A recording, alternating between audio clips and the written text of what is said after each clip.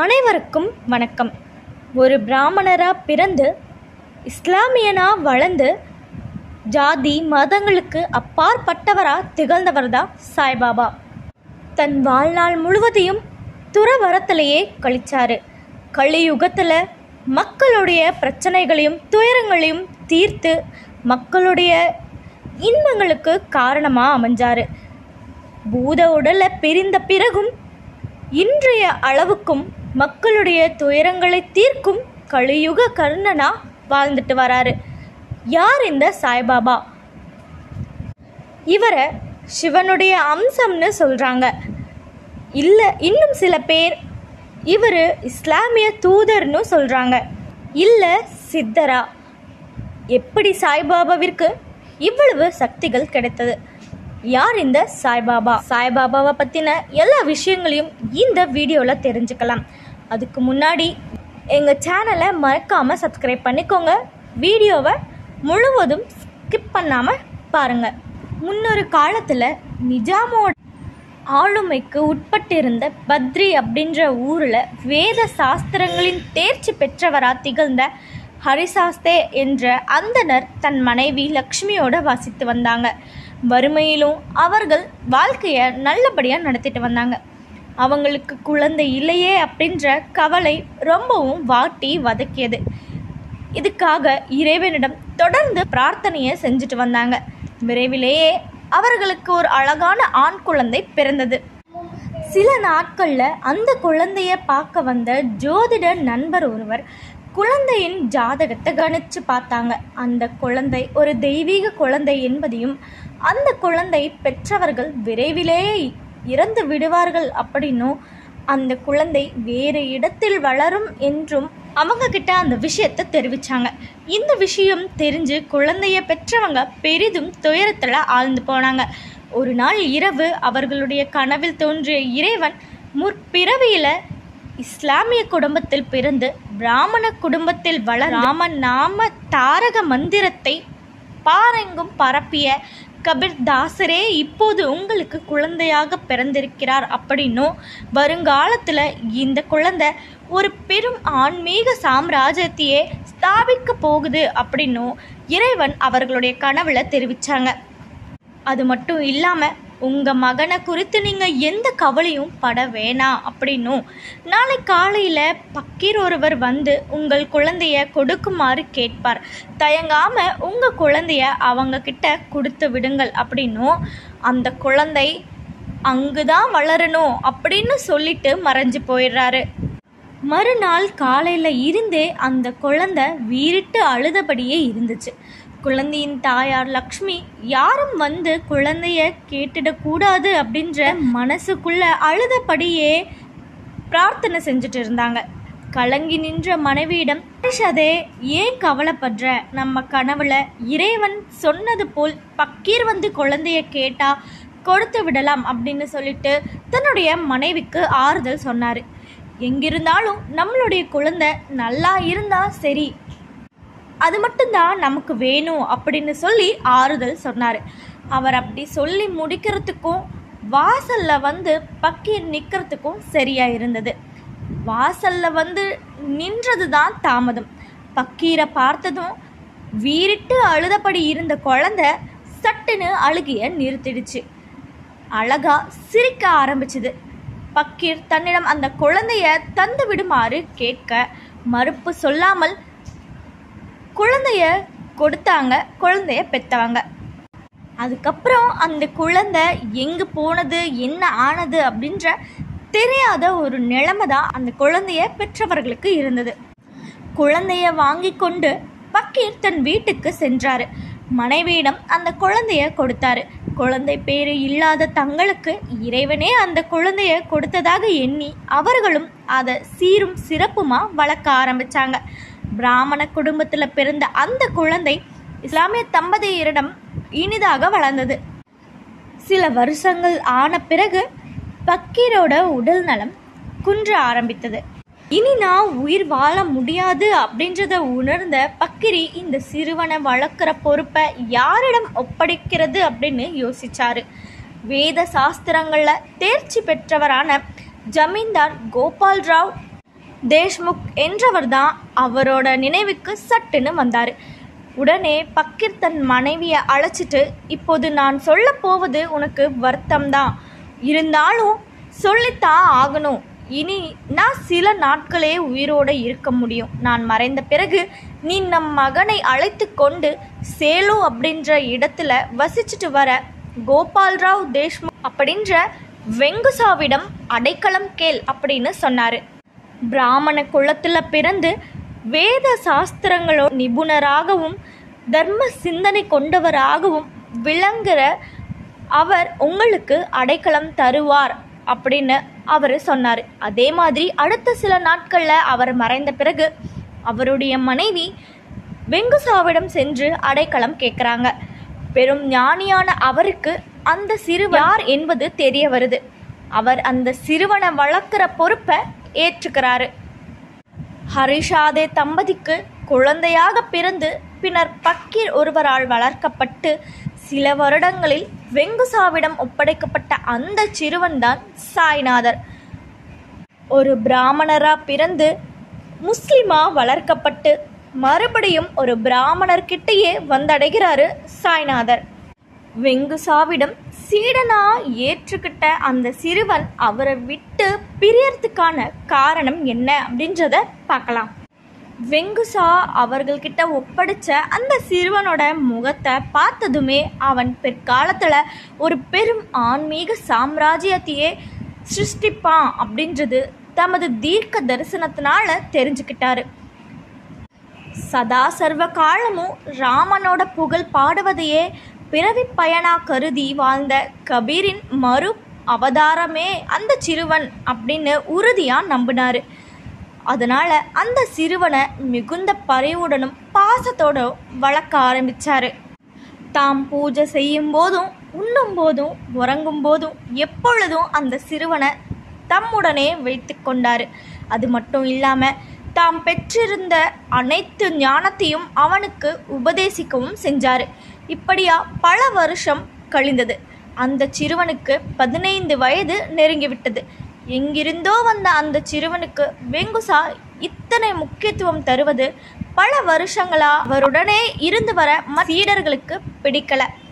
அவர்களுடைய உள்ளத்துல பொறாமை அப்படின்னு பொல்லாத பேய் தலைவிரித்து ஆட ஆரம்பித்தது. ஒருவர் எவ்வளவு நல்லவராக இருந்தாலும் அவரோட மனசுல பொறாமை எப்போ இடம் பெறுதோ அப்போதே அவருடைய உள்ளத்துல குடிக்கொண்டிருந்த அத்தனை நல்ல குணங்களும் இருந்த இடம் தெரியாமல் போய்விடுது.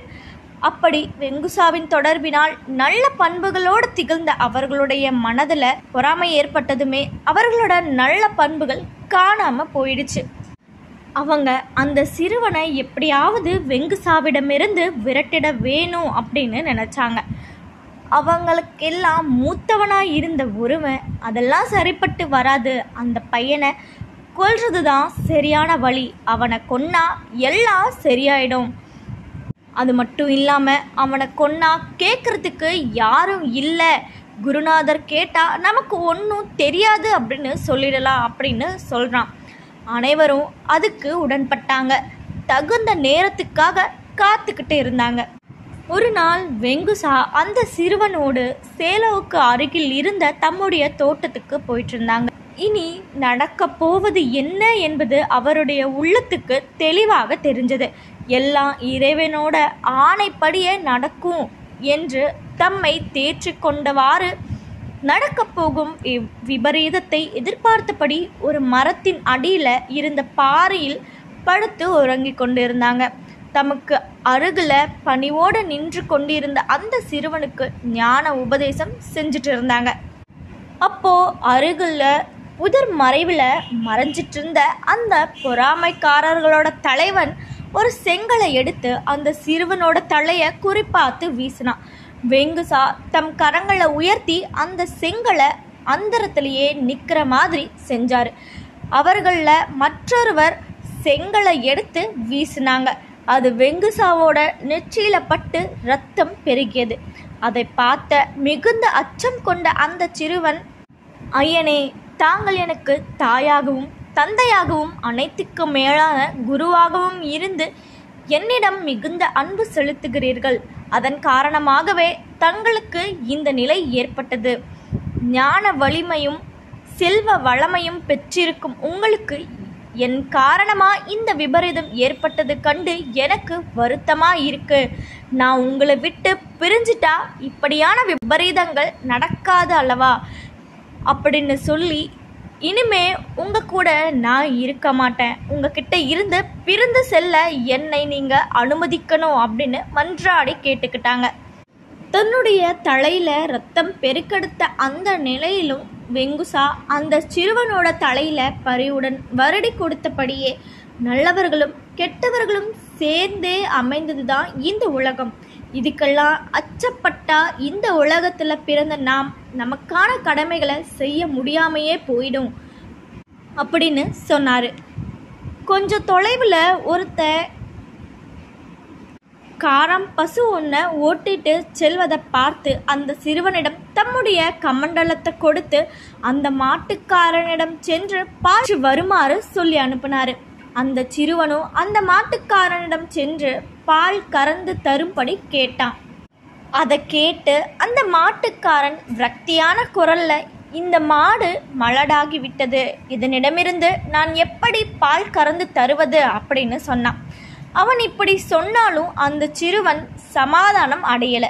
பெரும் ஞானியான தம் குருநாதருக்கு இது மலட்டு மாடு என்று தெரியாதா என்ன அப்படின்னு நினைச்சி அந்த மாட்டுக்காரனிடம், இந்த விஷயத்த நீயே என் குருநாதர்கிட்ட வந்து சொல் அப்படின்னு சொன்னான். அதன்படியே அந்த மாட்டுக்காரனும் வெங்குசாவிடம் சென்று விஷயத்த சொன்னான். அதை கேட்டு சிரிச்ச வெங்குசா, எல்லாமே இறைவனின் திருவருள் படிதான் நடக்குது. இறைவனின் அருள் பெற்றவர்கள் நினைத்தால் கறவை நின்ற மாட்டையும் பால் கொடுக்க செய்ய முடியும் அப்படின்னு சொன்னாரு. அந்த மாட்டின் அருகில் சென்று வானத்தை பார்த்து பிரார்த்தித்து அந்த மாட்டின் அருகில் சென்று அந்த மாட்டை 3 முறை தடவி கொடுத்தார். அதன் மடிக்காம்புகளை வருடினார். பின் அவனிடம் பால் கறந்து தருமாறு கூறினான். மாட்டுக்காரனும் சிறுவனிடம் இருந்த கமண்டலத்தை பெற்று பால் கறக்க தொடங்க கமண்டலத்தில் நுரையுடன் பால் நிரம்பி தழும்பியது. வியப்பும் சந்தோஷமும் கொண்ட அந்த மாட்டுக்காரன் வெங்குசாவை மிக பணிவுடன் வணங்கி நன்றி தெரிவித்து தனது மாட்டுடன் புறப்பட்டு சென்றான். வெங்குசா தமக்கு அருகில் இருந்த அந்த சிறுவனை பார்த்து கைகளை நீட்டி சொன்னான். நீட்டிய அவன் கைகளில் கமண்டலத்தில் இருந்த பாலை விட்டு அவனை பருகும்படி சொன்னார். அந்த சிறுவனும் அப்படியே பயபக்தியோடு வணங்கி பருகினார். 3 முறை அப்படி பருகிய பின்பு அந்த சிறுவனிடம் வெங்குசா, குழந்தாய், என்னுடைய பூஜைகளாலும் தியானத்தாலும் தவத்தாலும் நான் பெற்றிருக்கக்கூடிய அனைத்து யோக சித்திகளையும் இதோ இப்போது உனக்கு தாரை வார்த்து கொடுக்கிறேன் அப்படின்னு வெங்குசா சொன்னார். நான் இதுவரை உன்னை குழந்தையாகவே நினைத்து விட்டேன். உண்மையில் நீ இப்போது வாலிப பருவத்தை அடைந்து விட்டாய். இனியும் நீ என்னிடம் இருப்பது சரியில்லை. உன்னால் இந்த உலகத்துக்கு அநேக நன்மைகள் ஏற்பட உள்ளன. உன்னை நாடி சரண் அடைபவர்களின் சகல துன்பங்களையும் அகற்றி அவர்களுடைய உள்ளங்களில் சந்தோஷம் எனும் அமிர்தம் தழும்பச் செய்ய போகிறாய் என்று அந்த சிறுவனை தேற்றி அவன் செல்ல வேண்டிய பாதைக்கு அவனை ஆற்றுப்படுத்தினார். பின்னாளில் பெரும் ஆன்மீக சாம்ராஜ்யத்தையே சிருஷ்டித்த ஸ்ரீ சாய்நாதர் தான் அந்த சிறுவன். அவரின் தெய்வாம்சத்தை வெங்குசாவுக்கு பிறகு முதலில் தெரிந்து கொண்டவர்கள் யார் யாருன்னு தெரியுமா? ஸ்ரீ சாய்நாதர் ஒரு அவதார புருஷர் அப்படின்றத வெங்குசாவுக்கு பிறகு முதல்ல அறிந்து கொள்ளும் பாக்கியம் செங்கலை எறிந்த அவரை கொலை செய்ய முயற்சித்த அந்த பாதகர்களுக்கே கிடைத்தது. 2 முறை கல்லை வீசி கொலை செய்ய நினைத்தவன் வெங்குசா முதல் செங்கல்லை அந்தரத்திலேயே நிறுத்திவிட்டதையும் 2வது செங்கல் அவருடைய நெற்றியில் பட்டு இரத்தக்காயம் ஏற்பட்டதையும் கண்டு திகைத்து போனான். அதைத் தொடர்ந்து மலட்டு மாட்டிலிருந்து பால் கறந்து அதை இளைஞன் சாய்நாதரின் கைகளில் பொழிந்து அதுவரை தாம் பெற்றிருந்த அனைத்து சித்திகளையும் அந்த இளைஞனுக்கு தாரை வாத்து கொடுத்ததையும் கண்டதுமே அவனுக்கு மிதமிஞ்சிய அச்சம் ஏற்பட்டது. அதன் காரணமா மயங்கி விழுந்து இறந்து போனான் அந்த பாதகன். அவனுடன் இருந்தவர்கள் ஓடிச் சென்று வெங்குசாவின் கால்களில் விழுந்து மன்னிப்பு கேட்டார்கள். மேலும் இளைஞனை கொல்ல நினைத்து செங்கலை எறிந்தவன் இறந்து போனதையும் அவருக்கு தெரிவித்து அவனை மன்னித்து எப்படியாவது பிழைக்கச் செய்ய வேண்டும் என்று பிரார்த்தித்து கொண்டனர். ஆனா வெங்குசாவோ, இனி என்னிடம் சக்தியும் இல்லை. இதுவரை நான் பெற்றிருந்த அனைத்து சக்திகளையும் இந்த இளைஞனுக்கு தாரை வார்த்து கொடுத்து விட்டேன். உங்களுடைய பிரார்த்தனைய இனி இந்த இளைஞன் தான் நிறைவேற்றணும் அப்படின்னு சொல்லிட்டாரு. அதன் பேரில் அவர்கள் அனைவரும் சாய்நாதரிடம் மன்னிப்பு கேட்டுக்கொண்டு இறந்தவனை பிழைக்கச் செய்யணும் அப்படின்னு பிரார்த்தனை செஞ்சாங்க. பிழை செய்தவனையும் மன்னித்தருள்வதே மகான்களின் இயல்பு. சாய்நாதரும் அவர்களின் வேண்டுகோளுக்கு இணங்க அவனை பிழைக்கச் செய்ய அவருடைய திருவுள்ளத்தை அருளினாரு சாய்நாதர். ஆனாலும் தம் குருநாதரின் சம்மதம் வேண்டி அவரை பார்க்க அவரும் கண்களாலேயே சம்மதம் தெரிவித்தார். உடனே தான் வைத்திருந்த கமண்டலத்தில் இருந்த பாலை இறந்து போனவனின் வாயில் கொஞ்சம் ஊற்றினார் சாய்நாதர். உடனே இறந்து கிடந்தவன் தூக்கத்தில் இருந்து விழுத்தெழுபவன் போல பிழைத்து எழுந்தான். கொல்ல நினைத்த இளைஞனே தன்னை பிழைக்கச் செய்ததைக் கண்டு தலைகுனிந்தவனாக சாய்நாதரின் கால்களில் விழுந்து மன்னிப்பு கேட்டான். வெங்குசா அவர்களிடம், இத்தனை காலமா நீங்க என் கூட இருந்து கற்றுக்கொண்டது பொறாமையும் வஞ்சகமும் தானா? உங்கள் செயல் என்னை மிகவும் வருத்தமடைய செய்கிறது. இனியாவது நல்லவர்களாக நடந்து கொள்ள பாருங்கள் அப்படின்னு அவர்கள்கிட்ட அறிவுரை சொல்லிவிட்டு சாய்நாதரை அழைத்து கொண்டு வீட்டுக்கு செல்கிறார் வெங்குசா. வீட்டின் பூஜை அறைக்கு இளைஞனான சாய்நாதரை அழைத்து சென்ற வெங்குசா, குழந்தாய், நீ பிராமண குலத்தில் பிறந்து இஸ்லாமிய குடும்பத்தில் வளர்ந்து அடுத்த சில வருஷங்களில் பிராமணனான என்னிடம் ஒப்படைக்கப்பட்டாய். ஆனாலும் நான் உன்னை ஒரு இஸ்லாமியனாகவே வளர்க்கவும் பயிற்றுவிக்கவும் செய்தேன். ஆனால் நீயோ அனைத்தையும் கடந்த அவதார புருஷனா திகழ்கிறாய் அப்படின்னு வெங்குசா சாய்நாதர்கிட்ட சொல்றாரு. உன்னால இன மொழி மத பேதங்கள் எல்லாம் காணாம போக இந்த உலகத்துல மனித நேயம் தலைத்து செலுக்க போகிறது. நீ என்னை விட்டு பிரிய போகும் நேரம் வந்துவிட்டது அப்படின்னு சொல்லி அந்த சாய்நாதர்கிட்ட வெங்குசா சொல்றாரு. அது பற்றி நீ கவலைப்படாமல் உன்னுடைய புனித பயணத்தை இன்றே தொடங்கு. இங்கிருந்து மேற்கு திசைக்கு செல். புனிதமான கோதாவரி நதிக்கரையில் அமைந்திருக்கும் ஒரு அழகிய கிராமம் உன்னுடைய வருகைக்காக தவம் இருக்கிறது. அங்கிருந்தபடியே இந்த உலகத்தை உன் வசப்படுத்துவாய். உன்னால் இந்த உலகம் அடைய போகும் நன்மைகள் ஏராளம் என்று கூறி இளைஞன் சாய்நாதரிடம் இருந்து பிரிந்து போக அனுமதி கொடுக்கிறார். குருநாதரோட வார்த்தைகளை கேட்டு ரொம்பவும் நெகிழ்ச்சி அடைந்த சாய்நாதர் அவருடைய பாதங்களில் பணிந்து வணங்கி விடை பெற்று அந்தரத்தில் நிலைத்து நிறுத்திய செங்கலை அவருடைய நினைவாக பெற்றுக்கொண்டு மேற்கு திசையை நோக்கி தன்னுடைய நெடிய அருள் பயணத்தை தொடர்கிறாரு. அந்த இளைஞரின் திருப்பாதங்கள் சென்று சேர்ந்த நிலை பெற்ற திருவிடம்தான் ஷீரடி திருத்தலம். தன்னிடம் உடல் நிலை சரியில்லை என்று வருபவர்களுக்கு ஆசி வழங்கி அவர்களுடைய நோயை குணப்படுத்தினார். அவருடைய ஆன்மீக போதனைகள் இந்து மற்றும் இஸ்லாமியர்கள் மட்டும் அல்லாமல் அனைத்து தரப்பு மக்களையும் கவர்ந்தது. அது மட்டும் இல்லாமல் அவருடைய போதனைகளும் தத்துவங்களும் கூற்றுக்களும் பொதுமக்கள் எளிதில் புரிந்து கொள்ளும் அளவிற்கு மிகவும் எளிமையான மொழியில் அமைந்திருந்தது. அவருடைய புகழ் இந்தியா முழுவதும் பரவத் துவங்கியது. இவருடைய பிறப்பு மற்றும் ஆரம்ப கால வாழ்க்கை பற்றிய உண்மையான தகவல்கள் எதுவும் இன்று வரை சரிவர கிடைக்கப்பெறவில்லை. இவர் ஒரு இந்து மதம் சார்ந்த பெற்றோருக்கு பிறந்ததாகவும் பிறகு ஒரு முஸ்லிம் குடும்பத்தில் வளர்ந்ததாகவும் தான் இன்று வரை படுகின்ற ஒரு விஷயமா இருக்கு. நல்ல பொறுமையும் தன் மீது நம்பிக்கையும் கொண்ட அன்பர்களுக்கு அவர் எப்போதும் துணை நிற்கிறார். துவாரகா மாயில் அன்று பாபாவால் மூட்டப்பட்ட நெருப்பு இன்றும் அணையாமல் இருக்கிறது. நெருப்பு குண்டத்தில் இருந்து எடுக்கப்படும் ஊதியே இன்றும் பக்தர்களின் பிரசாதமாக விளங்குகிறது. பாபா தன் பொன் உடலோடு இப்பூவுலகில் வாழ்ந்த காலத்தில் எண்ணிலடங்காத அற்புதங்கள் புரிந்தார். அவர் 1918ஆம் ஆண்டு அக்டோபர் நாள் தன் ஸ்தூல உடலை பிரிந்தார். உதி அளித்து உபதேசம் செய்து பல்லாயிரக்கணக்கான மக்களுக்கு அருள் புரிந்த பாபா தான் கூறியபடியே தன் ஸ்தூல் உடல் மறைந்த பின்னும் இன்றும் அருள் புரிந்து வருகிறார். அதிர்ஷ்டம் உள்ளவர்கள், பாவங்கள் நீங்க பெற்றவர்களும் ஷீரடி பாபாவை வழிபடும் பேறு கிடைக்கிறது. முழுவதும் மக்கள் கூட்டம் சாய்பாபா இருக்கும் இடம் நோக்கி வருகிறார்கள். சாய்பாபா மறைந்த பிறகு இந்த கலியுகத்தில் அவரை நம்பி வணங்கி வேண்டுபவர்களுக்கு இன்னும் அவர்களால் முடிந்த அளவு உதவி கொண்டுதான் இருக்கிறார் என்று நம்பப்படுகிறது. இந்த வீடியோவை பற்றின உங்களுடைய கருத்துக்களையும் சாய்பாபாவை பற்றி நீங்கள் என்ன நினைக்கிறீங்க அப்படின்றதையும் மறக்காமல் கமெண்ட்டில் சொல்லுங்கள். இந்த வீடியோ உங்களுக்கு பிடிச்சிருந்தா மறக்காமல் எங்கள் சேனலை சப்ஸ்கிரைப் பண்ணிக்கோங்க.